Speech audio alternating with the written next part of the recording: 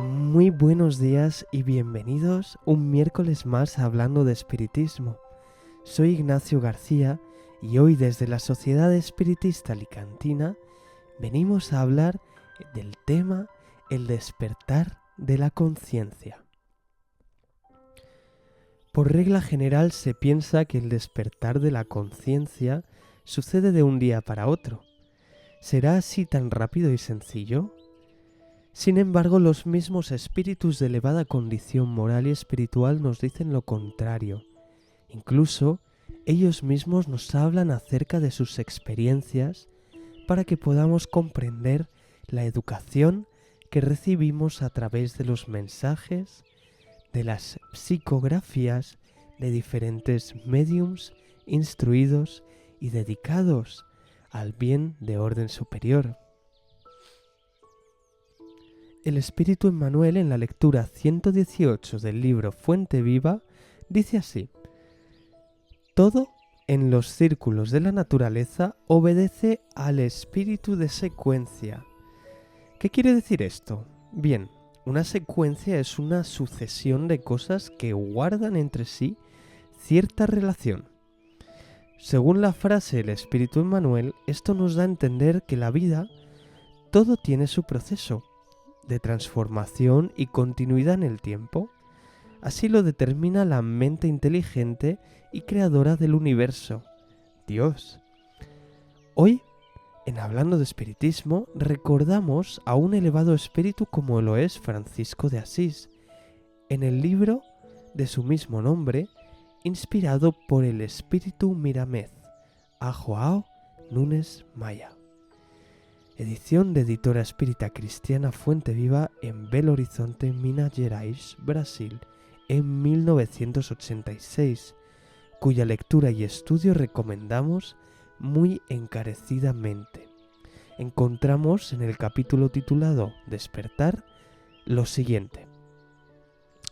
Francisco pertenecía al linaje de los Bernardone, con relación a la herencia genética del cuerpo físico, ya que la ley perteneciente o relativa a los genes es un hecho consumado en el mundo biológico.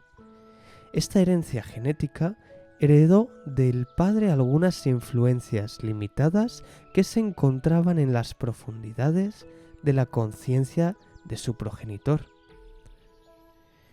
Este detalle es bastante interesante saberlo. Heredamos genética y culturalmente de nuestros padres algunas influencias basadas en sus propias limitaciones. Más adelante se nos aclara de forma más amplia. Seguimos con la lectura.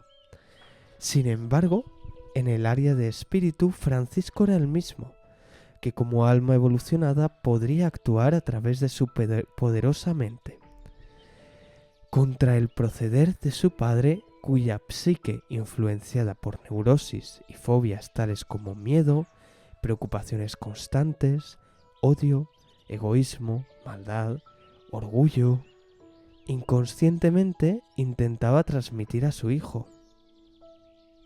En cierto modo, los rasgos hereditados negativos sirven para despertar la ardiente fuerza positiva existente en el alma del heredero o heredera, que luego se sitúa en la posición contraria a la de los impulsos físicos provenientes de los progenitores.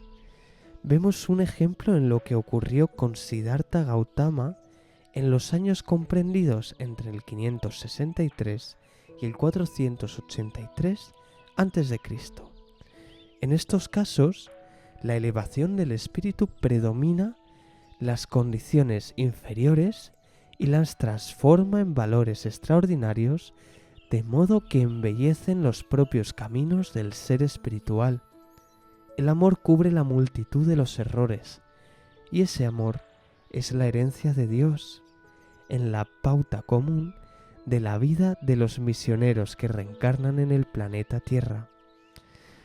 Giovanni di Pietro Bernardone, que fue su nombre oficial de nacimiento, aunque su padre Pedro Bernardone pasó a llamarle literalmente Francisco, y así es como se le conocería de ahí en adelante Francisco de Asís. era un espíritu muy elevado, que venía a la tierra a cumplir una gran misión en el bien de la humanidad. Y continuamos leyendo en el libro antes mencionado. En los primeros años de la infancia de Francisco, él era como un ángel en reposo. Obedecía más las instrucciones mentales de su madre, María Pica, que le educaba en el Evangelio de Cristo, recibiendo también algunas influencias de la sabiduría de los filósofos de la Grecia antigua, pues la anciana Jarla, ex sierva de la familia, era griega. De los 7 a los 14 años, la mente del padre intervino más, diferenciando las influencias procedentes de las dos mujeres y las del mismo progenitor. Desde esa fase hasta la mayoría de edad, el padre asumió el liderazgo en la educación de Francisco.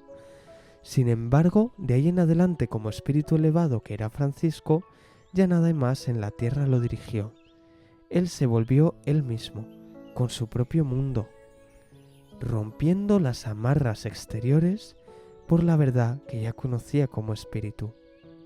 El conocimiento y aprendizaje del orden moral que se retiene en el ser espiritual a través de las muchas existencias nunca desaparece.